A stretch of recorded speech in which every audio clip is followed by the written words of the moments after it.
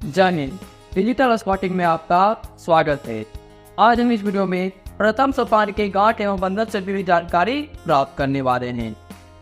मैं आकाश अकेला राष्ट्रपति पुरस्कार स्काउट सह एडवांस स्काउट मास्टर अपने यूट्यूब चैनल डिजिटल स्काउटिंग में आपका स्वागत करता हूँ।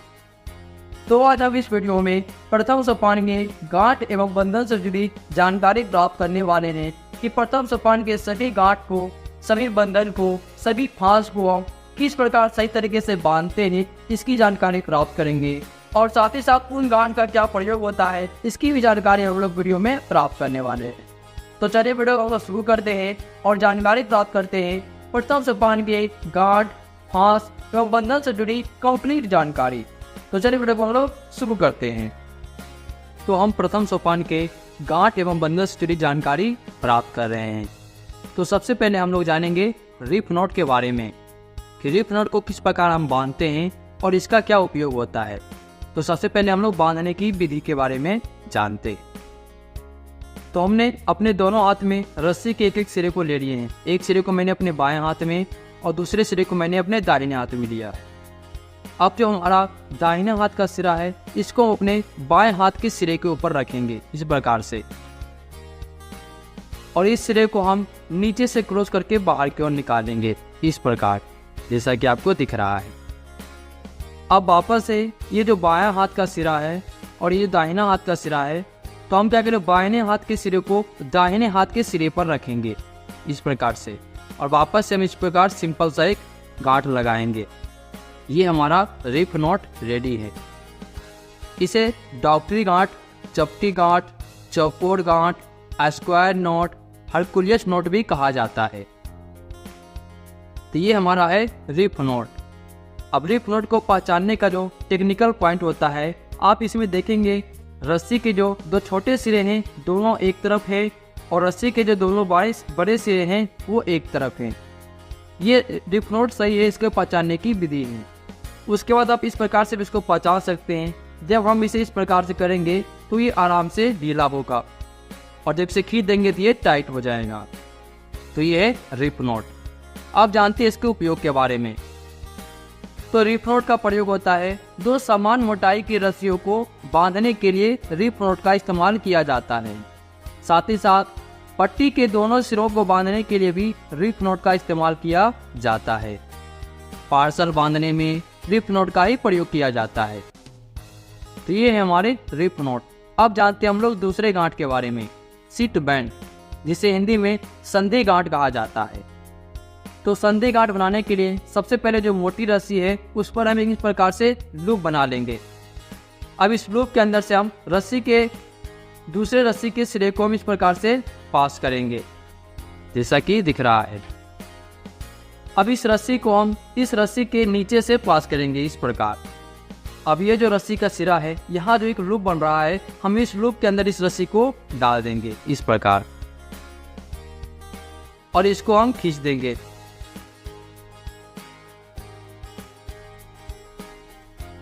ये हमारा संधि गांठ तैयार है। इसे बोलते हैं सीट बैंड, जैसा कि आपको दिख रहा है। इसे दूसरी विधि से बांधते हैं हम। सबसे पहले इसको इस प्रकार से एक लूप बना लेंगे मोटी रस्सी पर। उसके बाद दूसरी रस्सी के लूप को हम इससे इस प्रकार से पास करेंगे और इसे अपने एक फिंगर पे रख लेंगे।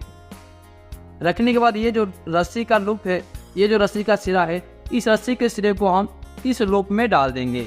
ये लूप में डाल देंगे और इसको हम खींच देंगे। ये हमारा संधि गांठ तैयार है। इसे संधि गांठ, जुलाहा गांठ और पालबंद भी कहा जाता है। संधि गांठ का क्या प्रयोग होता है उसके बारे में जानते हैं। तो संधि गांठ का इस्तेमाल दो और समान मोटाई की रस्सियों को जोड़ने में किया जाता है। जैसे हमारे पास एक मोटी रस्सी है और एक पतली रस्सी है, तो उसे बांधने में संधि गांठ का इस्तेमाल करना चाहिए। उसके बाद कपड़े का बेडशीट हो और रस्सी हो, उसको बांधने के लिए भी संधि गांठ का इस्तेमाल किया जाता है।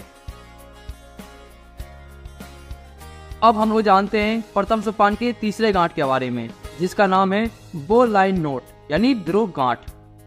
इसे गांठों का राजा भी कहा जाता है।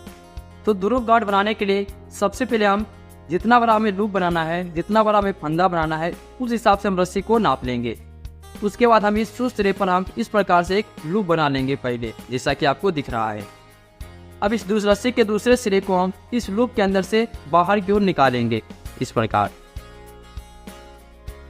वापस हम इस रस्सी के सिरे को इस रस्सी के नीचे से अंदर की ओर लाएंगे इस प्रकार। उसके बाद क्या करना, ये जो हमारा रस्सी का सिरा है इसे हम वापस इसी लूप में डाल देंगे इस प्रकार। और ये दोनों रस्सी है, इन दोनों रस्सी को हम एक साथ पकड़ेंगे और इस रस्सी को हम एक साथ पकड़ेंगे, इसको हम खींच देंगे। ये हमारा ध्रुव गांठ तैयार है, ये हमारा ध्रुव गांठ बन चुका है। इसे ध्रुव गांठ, अटल गांठ भी कहा जाता है, क्योंकि यह गांठ अपने जगह से फिसलती नहीं है। तो ध्रुव गांठ का उपयोग है नदी में डूबते हुए व्यक्ति को बचाने के लिए ध्रुव गांठ का इस्तेमाल किया जाता है। साथ ही साथ जानवरों के गले में रस्सी बांधने के लिए भी ध्रुव गांठ का इस्तेमाल किया जाता है, क्योंकि यह नोट अपने जगह से फिसलती नहीं है। इसे अटल गांठ भी कहा जाता है। अब जानते हैं हम लोग अगली गांठ फिशरमैन नोट के बारे में, यानी मछुआरा गांठ के बारे में। उस नोट को कैसे बांधते हैं इसकी जानकारी प्राप्त करते। तो फिशरमैन नोट बांधने के लिए सबसे पहले हम लोग इस प्रकार से रस्सी को कर लेंगे, यानी रस्सी के दोनों सिरे को अपोजिट साइड कर लेंगे हम। अब क्या करना है, सबसे पहले इस साइड पे हमें एक सिंपल सा नोट लगाना है। इस प्रकार से रख करके इसे हम वापस इसी लूप में डाल के एक सिंपल सा नोट लगा लिए। सेम प्रोसेस को आपको दूसरी तरफ भी करना है। तो इस प्रकार से हम इधर भी एक नोट लगा लेते हैं।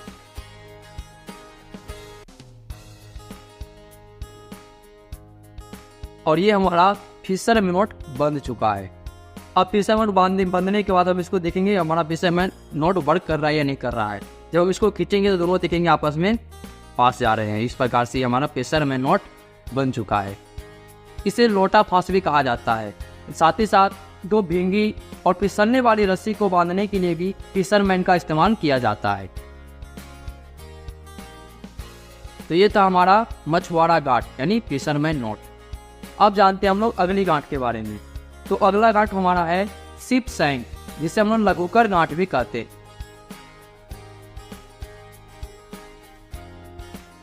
तो सबसे पहले हम लोग रस्सी को इस प्रकार से 3 भागों में कर लेंगे। जहाँ तक हमें रस्सी छोटी करनी है उस हिसाब से हम रस्सी को लपेट लेंगे। लपेटने के बाद हमें इस प्रकार से इसको ऊपर रखना है और इसे नीचे से वापस हमें क्या करना है, इस लूप में इसको डाल देना है और इसे हमें खींच देना है इस प्रकार से। उसी प्रकार इधर भी करना है, इसके ऊपर हमें इस प्रकार से लूप बनाना है और वापस हमें इसको इसमें डाल देना है। और अब हम इसे जब खींचेंगे तो ये हमारा देखेंगे शिप सैंक बन चुका है। इसे हम कितना भी खींचेंगे ये खुलेगा नहीं।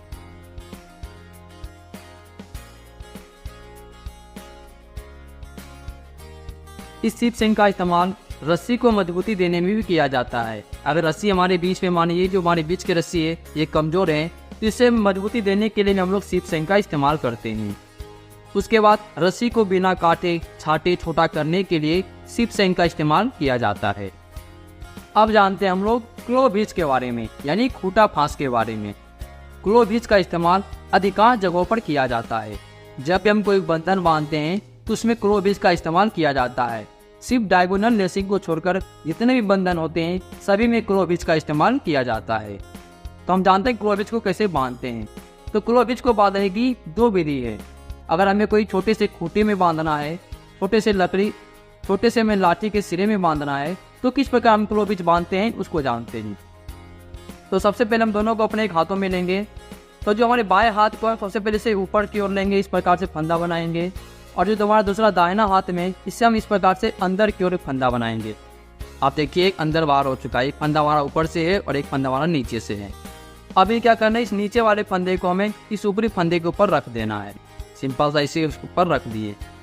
अब क्या पता है आपको, कोई भी फांस होता है तो वो किसी ऑब्जेक्ट में लगता है, यानी किसी वस्तु में फांस लगाया जाता है। तो हमें इसे किसी खूंटे में लगाना है तो किस प्रकार लगाते हैं।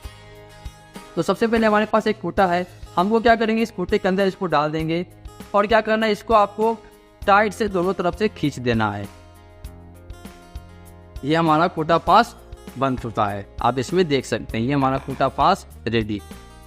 अब हम जिसे जितना खींचेंगे ये इस पर तनाव जाएगा और ये खुलेगा नहीं, और बल्कि ये मजबूत होता जाएगा। ये तो हमारा जब हम कोई छोटे से खूंटे में इसको बांध रहा हो। अब हमें किसी पेड़ में खूंटा फांस लगाना हो तो किस प्रकार लगाएंगे उसे जानते हैं। तो मान लीजिए ये हमारे पास पेड़ की टहनी है, इस पर हमें खूंटा पास लगाना है। तो सबसे पहले क्या करेंगे, हम रस्सी को इस प्रकार से रखेंगे, बाकी रस्सी के सिरे को हम इस प्रकार से इधर लाएंगे। अभी इस सिरे को हम वापस इस तरफ से रखेंगे, यानी इस रस्सी से हमें क्रॉस करना है इसको। इस प्रकार हम इसे क्रॉस करें। क्रॉस करने के बाद पर इस सिरे को हम हमारा जो ये लूप बन रहा है इस लूप के अंदर से निकालेंगे। तो सबसे पहले हम इसको इस लूप के अंदर से निकालते हैं। सिंपल से इस लूप के अंदर से हमें इसको निकालना है। निकालने बाद इसको हमें खींच देना है। ये हमारा खूंटा पास बन चुका है, ये देख सकते हैं, ये खूंटा पास लग चुका है। खूंटा पास का इस्तेमाल किसी भी बंधन को बांधने से पहले शुरुआत में खूंटा पास का इस्तेमाल किया जाता है। सिर्फ डायगोनल लेसिंग को छोड़ करके जितने भी बंधन हैं सभी की शुरुआत में क्लोवीज का इस्तेमाल किया जाता है। जानवरों को बांधने में भी क्लोवीज का इस्तेमाल किया जाता है। तो ये थे हमारे प्रथम सोपान के गांठ एवं बंधन से जुड़ी जानकारी। प्रथम सोपान के अंतर्गत 2 बंधन भी आते हैं, जिसे शियर लेसिंग मार्क 1 और शियर लेसिंग मार्क 2 कहा जाता है, और एक और फांस है जिसे 1 राउंड 2 हाफ हिच कहा जाता है। इसे बांधने की जानकारी हम लोग अगले वीडियो में प्राप्त करेंगे। तो आप सभी अगली वीडियो की जानकारी के लिए चैनल को सब्सक्राइब करके नोटिफिकेशन बेल को जरूर दबा दें, ताकि हमारे आने वाली वीडियो का नोटिफिकेशन समय समय पर मिलता रहे। तो मिलते हैं आपसे अगले वीडियो में एक और नई जानकारी के साथ। तब तक के लिए जय हिंद।